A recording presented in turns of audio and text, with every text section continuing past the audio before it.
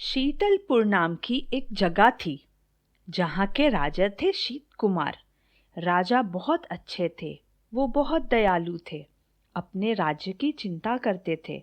बहुत साहसी भी थे। राजा की 2 पत्नियां थीं। बड़ी रानी का नाम कुसुम था और छोटी रानी का नाम शीला था।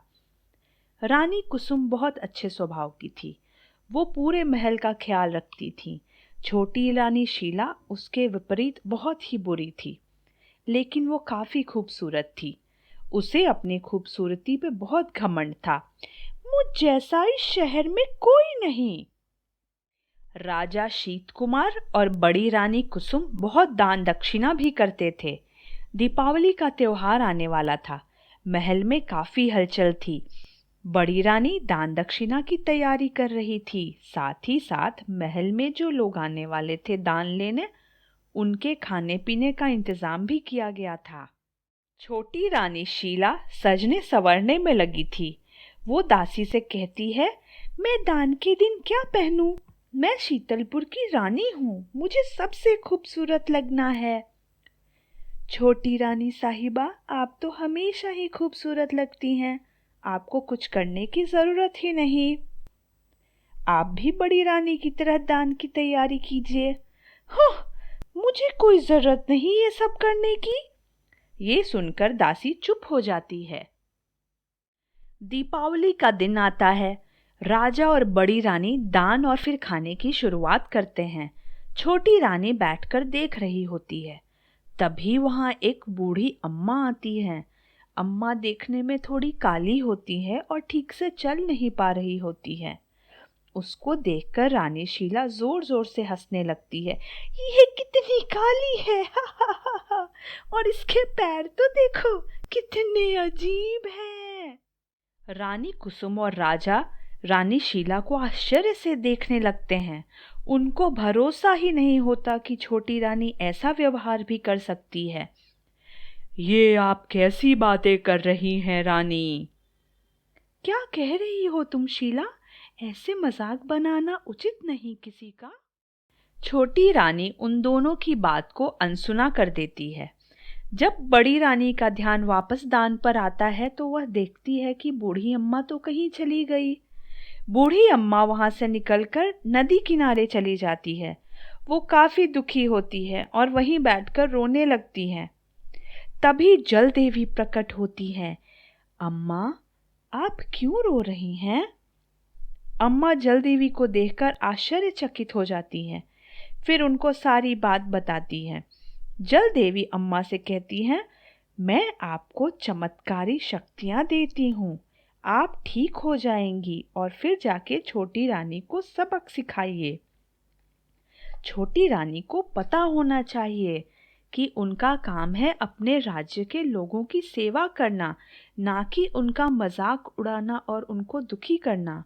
ऐसा कहकर जलदेवी गायब हो जाती है। बूढ़ी अम्मा अपना रूप बदलकर फिर से महल में जाती हैं। वो राजा के पास जाकर विनती करती हैं, मुझे महल में काम दे दीजिए महाराज। मैं रानी की सेवा करूंगी बहुत अच्छी तरह से। राजा उसको छोटी रानी की दासी बना देते हैं। ठीक है, आज से आप छोटी रानी की देखभाल कीजिए और अगर हो सके तो उन्हें अच्छी सीख सिखाइए।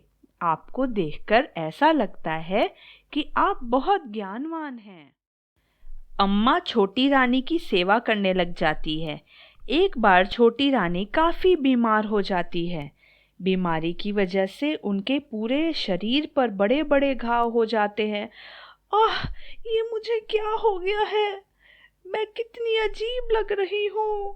ये कितने गंदे हैं। मुझे ठीक कर दो। राजा बहुत सारे हकीम को बुलाकर रानी को ठीक करने की कोशिश करते हैं।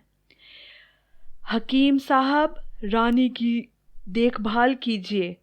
उनको ऐसी चिकित्सा कीजिए कि वो ठीक हो जाएं, जल्द से जल्द। हकीम काफी कोशिश करते हैं लेकिन सफल नहीं हो पाते। महाराज, हमें समझ नहीं आ रहा कि छोटी रानी को क्या हो गया है। हमने सब दवा करके देख लिया पर उन पे कोई असर नहीं पड़ता। आप भगवान से दुआ कीजिए महाराज कि वो ठीक हो जाएं। घाव को देखकर छोटी रानी बहुत रोती है।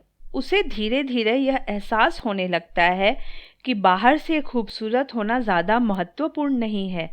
वो अम्मा से कहती है, अम्मा, मैंने बहुत सारे लोगों का दिल दुखाया है, शायद इसीलिए मेरी ऐसी हालत हो गई। काश मैं सब बदल पाती, उन सब से माफ़ी मांग पाती। अम्मा यह सुनकर बहुत खुश होती है और रानी को एक लेप लाकर देती है और कहती है, इसे लगा लीजिए, आप जल्दी ही ठीक हो जाएंगी। वो एक जादुई लेप होता है।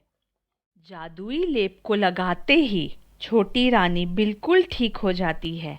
वो अम्मा को बहुत धन्यवाद करती है और कहती है, अम्मा, आपने मेरी ज़िंदगी बदल दी, मुझे अच्छी सीख सिखाई। मैं आपकी बहुत ही आभारी हूँ। अब आप हमेशा मेरे साथ रहिए और मुझे रास्ता दिखाते रहिए जब भी मैं कुछ गलत करूँ।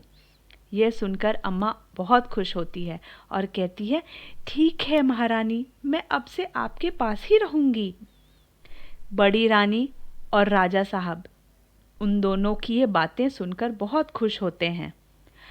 अगर आपको हमारी कहानी अच्छी लगी तो प्लीज़ हमें लाइक करें और सब्सक्राइब करना बिल्कुल ना भूलें।